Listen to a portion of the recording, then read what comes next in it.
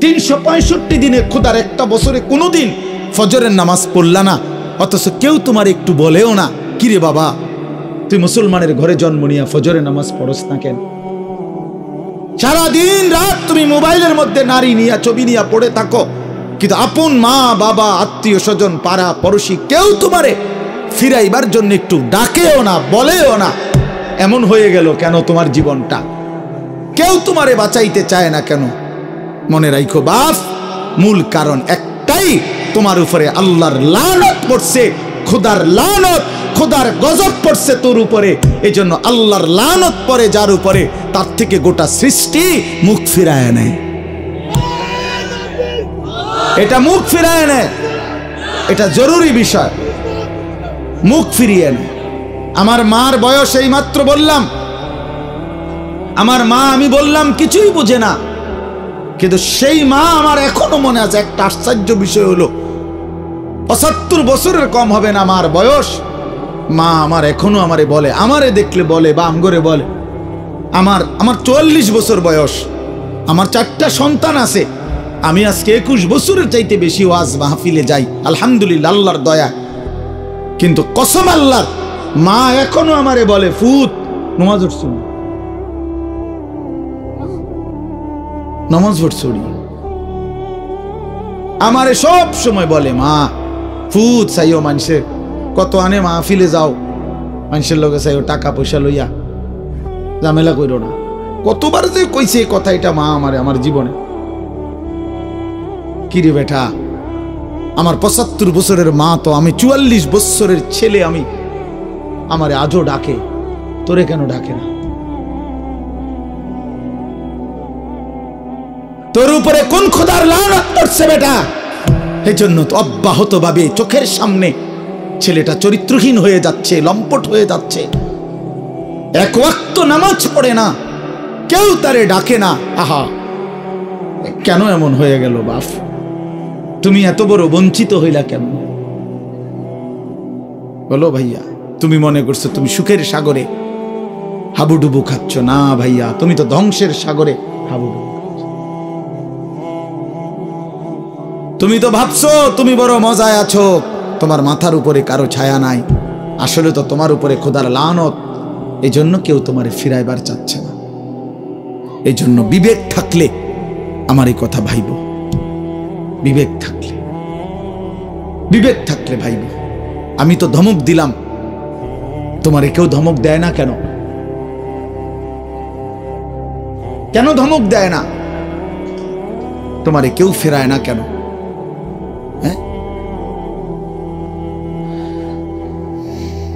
এই জন্য দোস্ত দয়া করে এটা ভাবা উচিত, আমরা ইনসাফের সাথে আমাদের এটা ভাবা উচিত। আমরা যদি এটা ভাবি আমাদের জীবন সুন্দর হবে। যে যেমন তেমনই, প্রতিদিন, প্রতি বছর, প্রতি মাস, প্রতি সপ্তাহ একই রকম,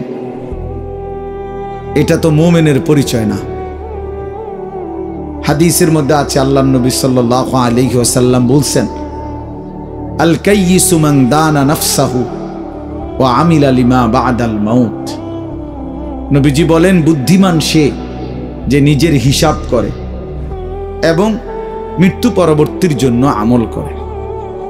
অর্থাৎ প্রতিনিয়ত যে নিজের জিন্দেগির হিসাব রাখে, আজ আমার আখিরাতের অর্জন কেমন, আজ আমার দুনিয়ার প্রয়োজন পূরণ হলো কদ্দুর, আজ আমার আখিরাতের জন্য পুঁজি সংগ্রহ হলো কদ্দুর।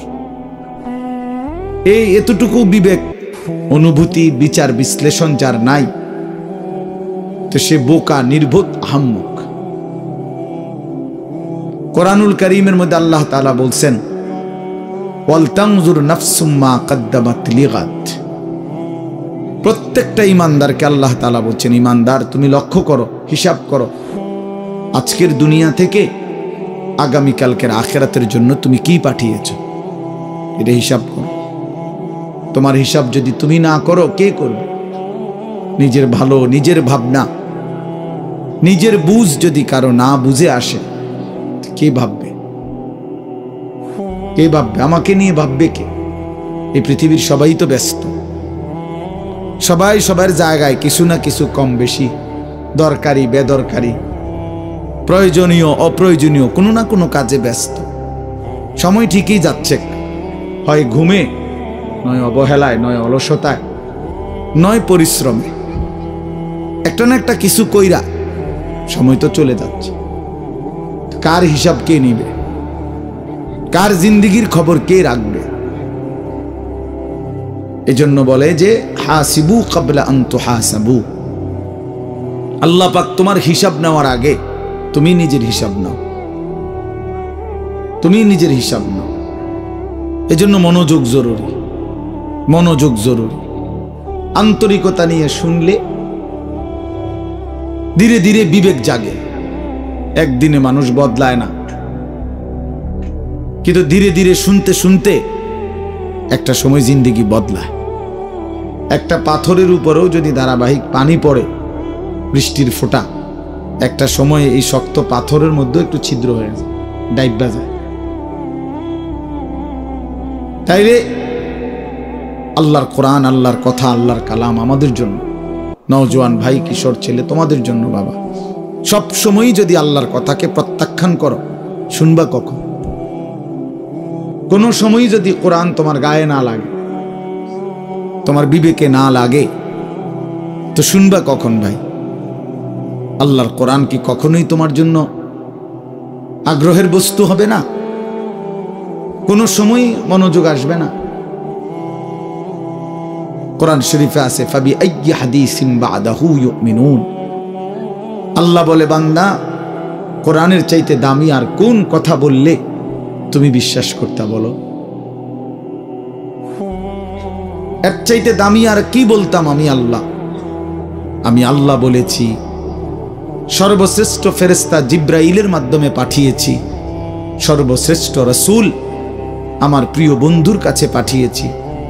23 বছর আমি আল্লাহ বলছি, 30 পারা কোরআন নাজিল করেছি। এরপরে আর কি বলতাম আমি? কিভাবে বলতাম? এর চাইতে দামি, এর চাইতে শ্রেষ্ঠ আর কোন কথা বললে তুমি মেনে নিতে? কোরআন শরীফে আল্লাহ জানতে চাইছে আমাদের কাছে। এই জন্য দোস্ত, এই জন্য বাপ, খুব লম্বা বয়ান করার মতো সময় সুযোগ আমার কাছে নাই। আমি প্রথম অনুরোধ করলাম, মনোযোগ থাকা দরকার। আমার বয়ান হোক আর যার বয়ানই হোক, নিজ মহল্লার ইমাম সাহেবের বয়ান হোক আর একেবারে সাদের দেশের হুজুর হোক, যে মনোযোগী হয় তার জিন্দেগি বদলায়। মনোযোগী না হলে গাফেল, তো আপনার জন্য কাবা শরীফের ইমাম আনলেই কি? আপনার জন্য মদিনার মসজিদে নববীর ইমাম সাহেব আনলেই কি? আপনার তো সিদ্ধান্ত পরিবর্তন হবেন না। তাইলে পৃথিবীর সবচেয়ে বড় হুজুর আনলেই কি হবে আর না হবে? যে সিদ্ধান্তই নিছে যে আমি ফজরের নামাজ পড়বো না, তো তার জন্য হুজুর বদলাই লাভ কি? এমন পরিচয় নিজের জীবনে লাগাও। নবীজি বলছেন, শুধু দুনিয়ার পরিচয়, অনেক বড় পয়সাওয়ালা, অনেক বড় টাকাওয়ালা, অনেক বড় ক্ষমতার অধিকারী, দোস্ত, ক্ষমতা বেশি বা কম, উভয় অবস্থাতেই কবরে চলে যাবে। হাসলেও মরে যাবে, কাঁদলেও মরে যাবে। তাফসিরে মাআরিফুল কোরআনে আমরা পড়ছি, মুফতি শফি রহমতুল্লাহ আলাইহি বলছে, দুনিয়াবাসী, দুনিয়া নিয়া কারাকারি করো না, কারণ সর্বোচ্চ চেষ্টা করে দুনিয়া যদি জিতেও যাও তাইলেও মরে যাবা, যদি হেরেও যাও তাইলেও মরে যাও। পৃথিবীর সর্বশ্রেষ্ঠ ধনী সেও মৃত্যুবরণ করবে, পৃথিবীর সর্বশ্রেষ্ঠ ফকির সেও মৃত্যুবরণ মরেই যাবে। প্রিয় বন্ধু, তোমরাও আমরাও হাসলেও মরে যাব, কাঁদলেও মরে যাব। সুখে থাকলেও মৃত্যু হবে, দুঃখে থাকলেও মৃত্যু হবে। অট্টালিকায় থাকলেও মরণ, কুড়ে ঘরে থাকলেও মরণ। অতএব যেই মৃত্যু আমাকে বরণ করতেই হবে, যেই কবর থেকে আমি আড়াল হওয়ার, পাশ কাটার কোনোই সুরত নাই, অতএব তার জন্য প্রস্তুতি নেওয়া, যে এটার মুখোমুখি আমাকে হতেই হবে, তার জন্য প্রিপারেশন নেওয়া, এটাই বুদ্ধিমানের কাজ।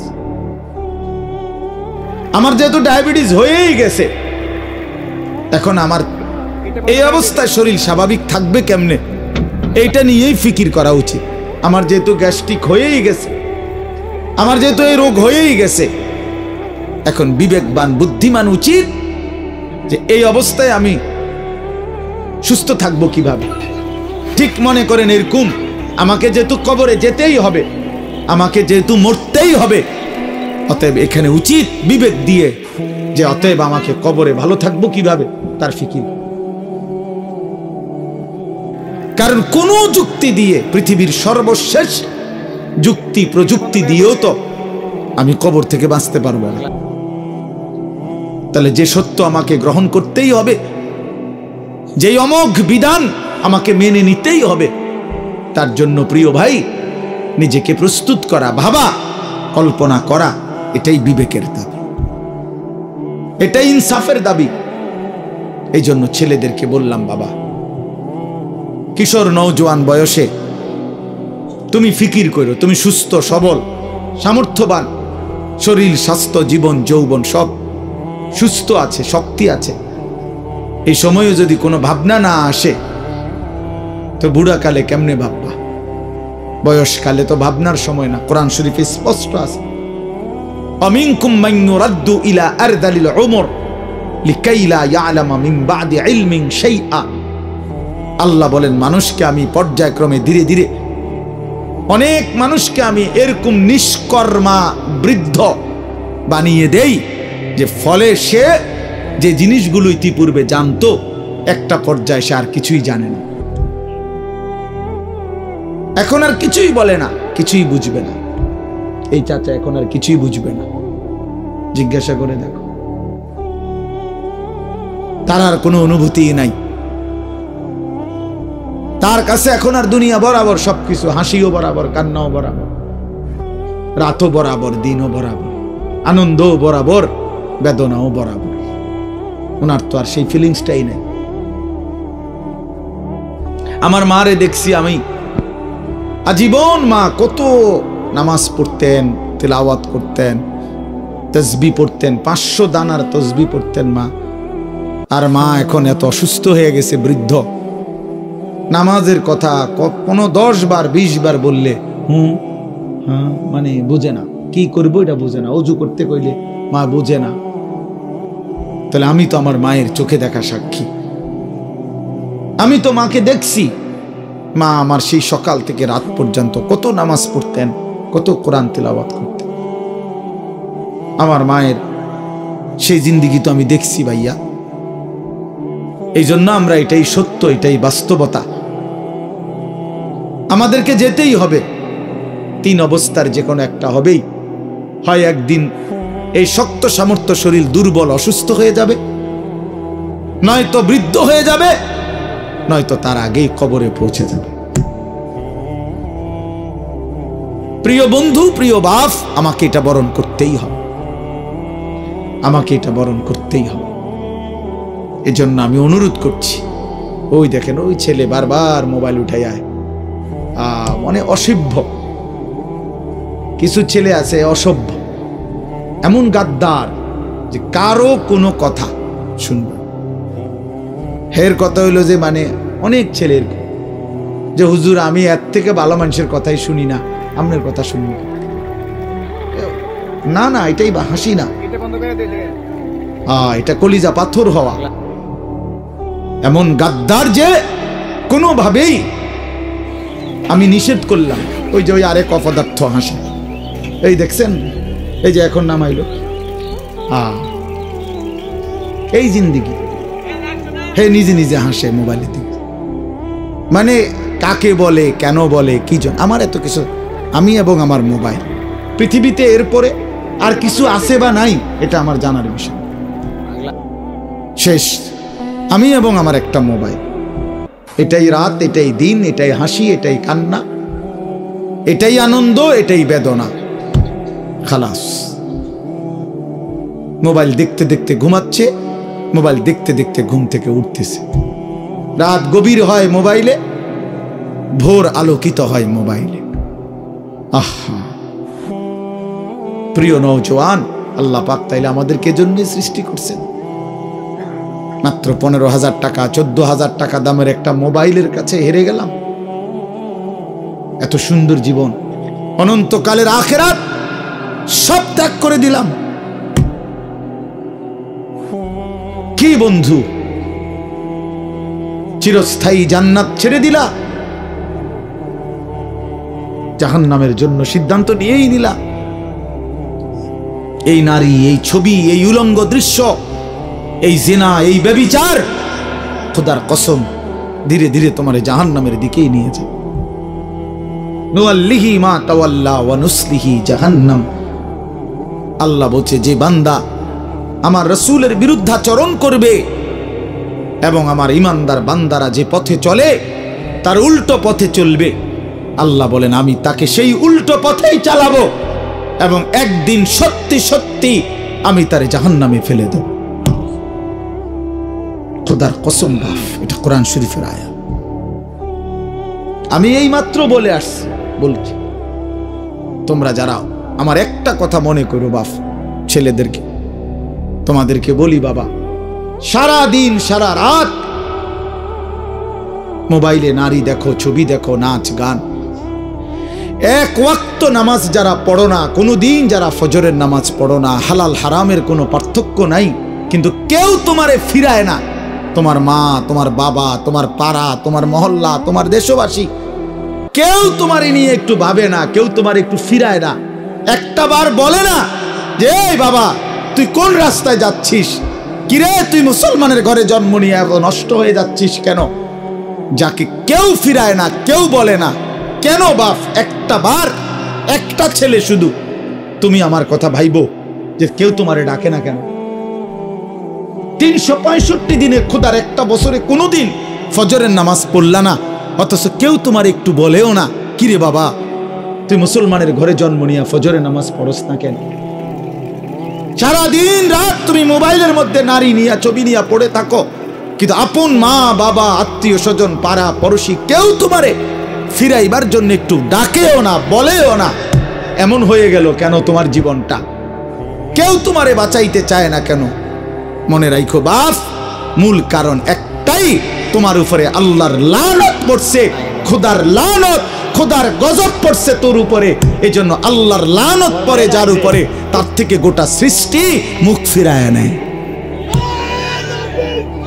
এটা মুখ ফিরায় নেয়, এটা জরুরি বিষয়, মুখ ফিরিয়ে নেয়। আমার মার বয়স এই মাত্র বললাম, আমার মা আমি বললাম কিছুই বুঝে না, কিন্তু সেই মা আমার এখনো মনে আছে। একটা আশ্চর্য বিষয় হলো 75 বছরের কম হবে না আমার বয়স, মা আমার এখনো আমারে বলে, আমারে দেখলে বলে বা আমগরে বলে, আমার 44 বছর বয়স, আমার 4টা সন্তান আছে, আমি আজকে 21 বছরের চাইতে বেশি ওয়াজ মাহফিলে যাই, আলহামদুলিল্লাহ আল্লাহর দয়া। কিন্তু কসম আল্লাহ, মা এখনো আমারে বলে ফুত নামাজ পড়ছো না, নামাজ পড়ছো না, আমারে সব সময় বলে মা ফুত চাইও, মানুষের কত আনে মাহফিলে যাও, মানুষের লগে চাইও টাকা পয়সা লইয়া, ঝামেলা করো না। কতবার যে কইছে এই কথা, এটা মা আমারে আমার জীবনে। কিরে বেটা, আমার 75 বছরের মা তো, আমি 44 বছরের ছেলে, আমি আমারে আজও ডাকে, তোরে কেন ডাকে না? তোর উপরে কোন খোদার লানত পড়ছে বেটা? এই জন্য তো অব্যাহত ভাবে চোখের সামনে ছেলেটা চরিত্রহীন হয়ে যাচ্ছে, লম্পট হয়ে যাচ্ছে, এক ওয়াক্ত নামাজ পড়ে না, কেউ তারে ডাকে না। আহা, কেন এমন হয়ে গেল বাপ? তুমি এত বড় বঞ্চিত হইলা কেমন? বলো ভাইয়া, তুমি মনে করছো তুমি সুখের সাগরে হাবুডুবু খাচ্ছ? না ভাইয়া, তুমি তো ধ্বংসের সাগরে হাবুডুবু খাচ্ছ। তুমি তো ভাবছো তুমি বড় মজায় আছো, তোমার মাথার উপরে কারো ছায়া নাই, আসলে তো তোমার উপরে খোদার লানত। এই জন্য কেউ তোমারে ফিরাইবার চাচ্ছে না। এই জন্য বিবেক থাকলে আমার এই কথা ভাইব, বিবেক থাকলে, বিবেক থাকলে ভাইব। আমি তো ধমক দিলাম, তোমারে কেউ ধমক দেয় না কেন? কেন ধমক দেয় না? তোমারে কেউ ফেরায় না কেন? হ্যাঁ,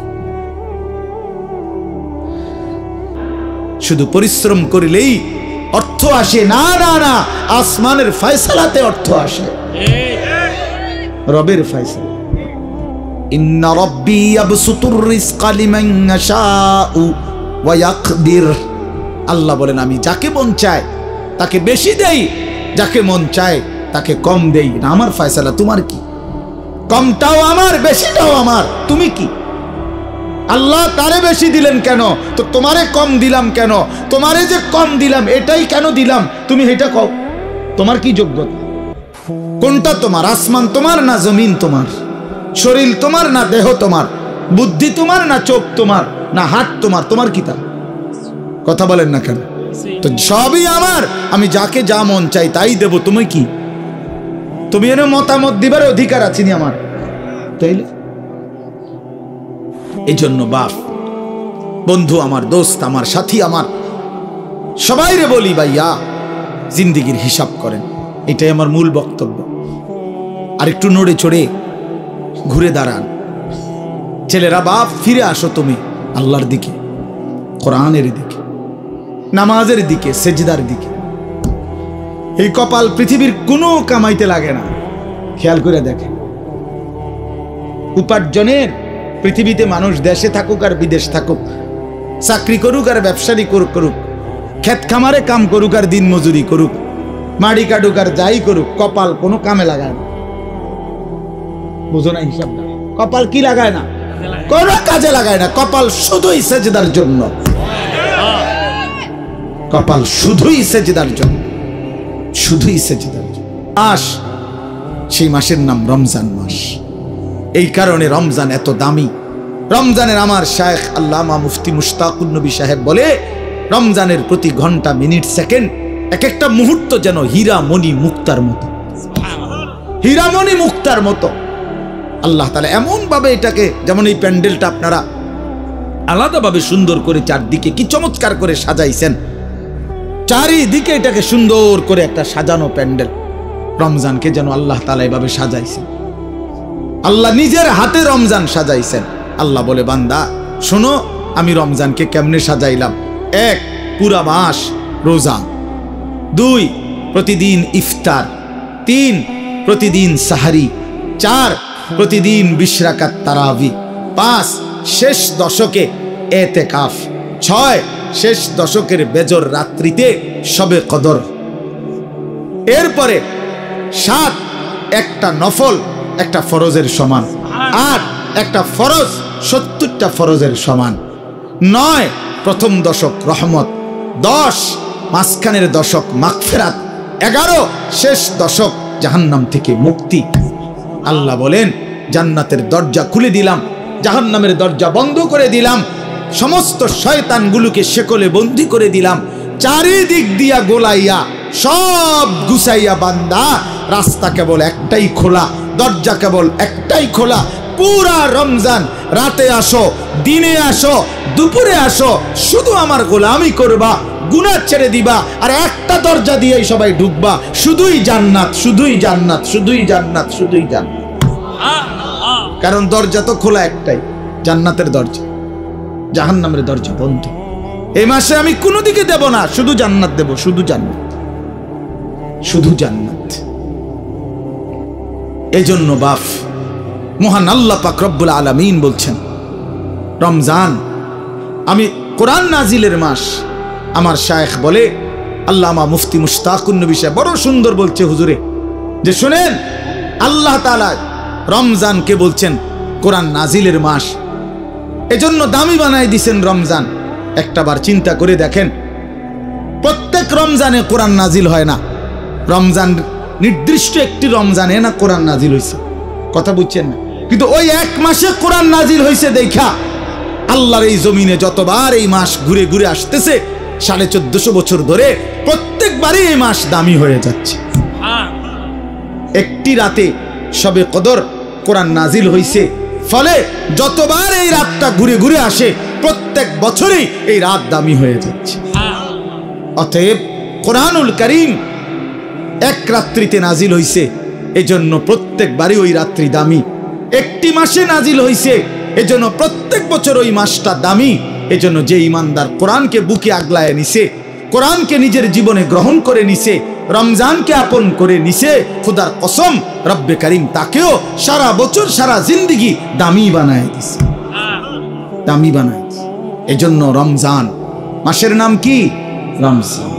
রমজান উচ্চারণ করেছেন যিনি এই মাসের নাম, তিনি রহমান, আর তিনি নাজিল করেছেন কোরআন।